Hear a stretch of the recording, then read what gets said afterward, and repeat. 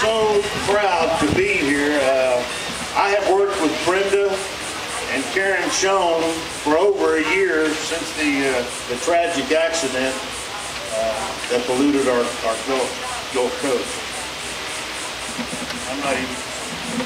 I want to share a story with you that of the night of April 20th, 2010.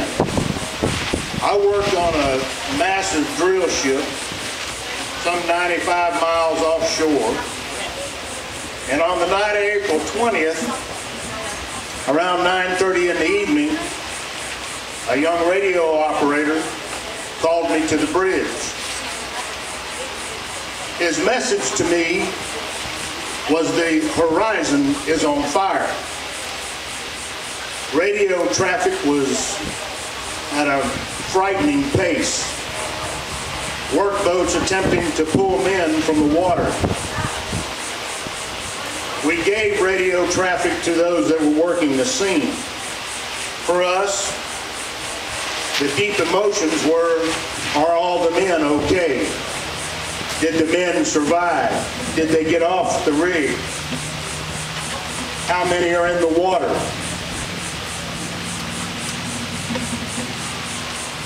After hours, and it was a good couple of hours for us because it was nighttime, I left the bridge, and we knew that we had men that were picked up on boats and were on boats, and we had men that were in lifeboats. And I retreated to my office so that I could have some alone time and to pray to my God. And I've heard many patriots up here today speak of God and how wonderful it is that we still recognize that we have a Creator that gives us all our power. But the one thing I was clear of sitting in my office after listening to the description of the fire and the blaze was that there had to be men that perished, that there would be men that died. As the night lingered on with no word from Transocean and really not a clear sight, the number first was 15 men. Then it was 13 men. And then by morning time we knew that it was 11 men. Eventually Transocean provided a list to us of all the men that were on board the rig the night of the disaster. The thing that brought me, I had worked on the Deepwater Horizon 18 months prior to the catastrophe. So I knew men and have known some of the men for decades. The two men that were in charge of the rig, Don Bedreen for BP, I've known for 30 years. Jimmy Harrell, I had known for about 25 years. But I knew that eventually the word would come. Young men on our rig, could this happen to us? How did this happen? How could this ever happen with all of the safety devices that we have in place? What went wrong? And they actually were fearful. We line up every Sunday and we go outside of the ship and we perform drills so that we can evacuate the ship in case of a catastrophe. And they did a wonderful job on the horizon for what they confronted. And if you've never confronted a blowout, I have to tell you that it's mind-boggling, it's deafening. It is Mother Earth come to meet us. Or I worked on a wild well control team for 8 months as a young man, and I eventually gave it up because the fires are too extreme, they're too hot, and it's dangerous work. So I knew what was being confronted by those guys on that drill floor when the rig exploded. But what was clear is that I knew them, that I was going to know people that had passed away. Well, eventually, when we got the list of the 11 men, sure enough, I had worked with 5 of the men. And I made a promise. I made a promise to myself that I would never allow anyone in the oil field or any citizen that has concern about fuel in a vehicle or a jet plane, that we would not forget my brothers that perished. So that's my effort. And I dug and I started looking at the handling. There was a man that came up and spoke about BP. BP killed my brothers. They can share the blame in courts. They can express liability, share liability if they choose to.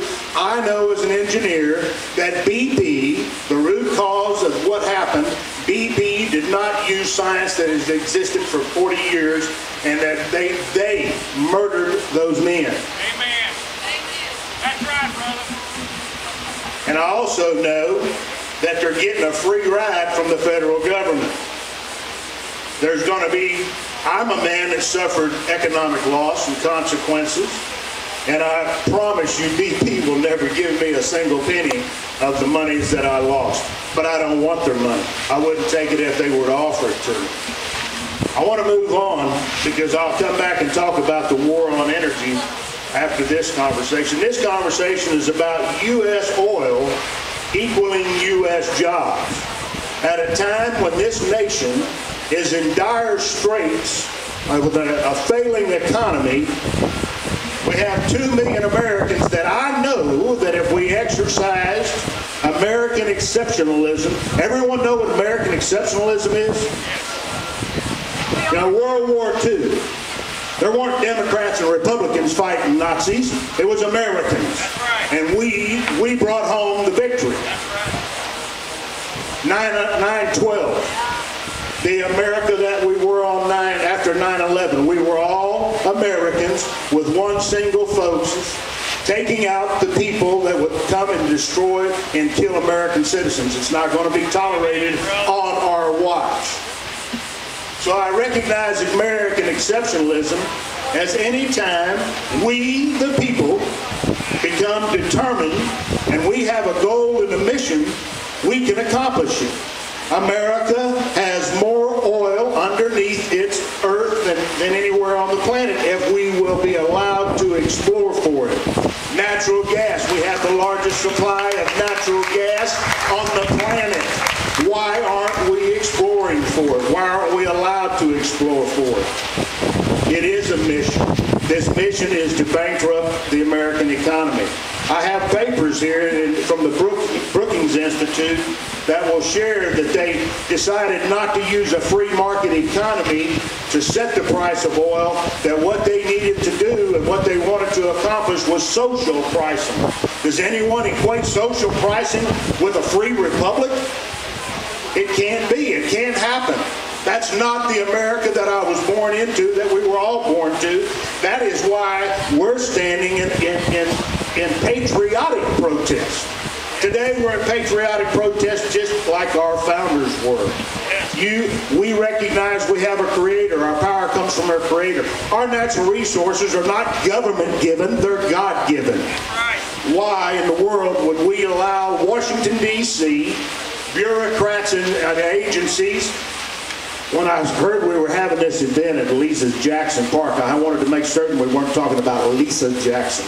I have a huge disdain for the EPA. We must defund the EPA, and that's what we're about today is solutions. What's the solutions? Reunite ourselves with our God, our Creator. That's number one. When we do that, when we restore moral values to this nation, we can defeat the evil that now grips it. Number two, we must demand that our government, our congressmen, every United States congressman and senator must defund the Department of Interior, find Ken Salazar guilty of the contempt that he has for the American people. Ken Salazar is stopping us from getting permits in the Gulf of Mexico. Defund the EPA. Congress has the purse strings. That's part of the Constitution. We gave them the ability to fund every agency that they've got. If the agency is working against the will of the people, defund it. Stop their funding. It can be done with a stroke of a pen and a vote on a single day's action. Why are we waiting? Why are we sitting back and paying $3.50, $4 a gallon for gas? It is ludicrous. I ask you to make sure that you contact your congressmen, senators, and get them to do just those two things. Defund the Department of Interior and defund the EPA. Hold on, I've got another little list.